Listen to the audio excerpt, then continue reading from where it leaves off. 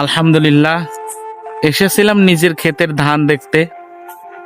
তো মনে করলাম যে আমি আপনাদেরকেও একটু দেখাই। দেখেন, আল্লাহ তাআলা মাঠে এবার এমন ধান দিয়েছে।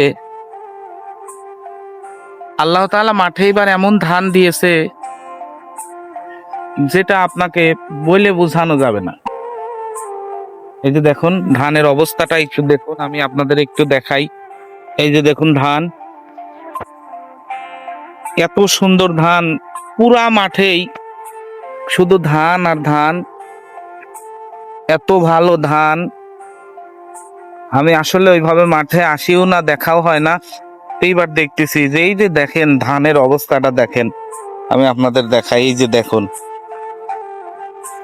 সবচাইতে বড় কথা এটা হচ্ছে আল্লাহ তাআলার একটা নিয়ামত, যে মহান রব্বুল আলামিন এত সুন্দর ধান দিয়েছে।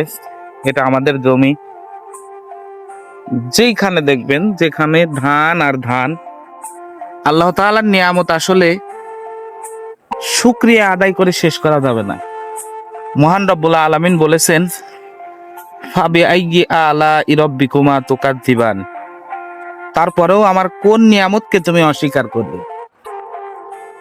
এটা হচ্ছে তার একটা নমুনা। আসলে আল্লাহ তাআলার নিয়ামত অস্বীকার করার মতো নাই। এত সুন্দর ধান আগে আসলে দেখি নাই।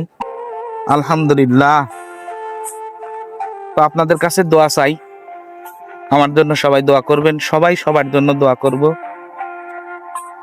আর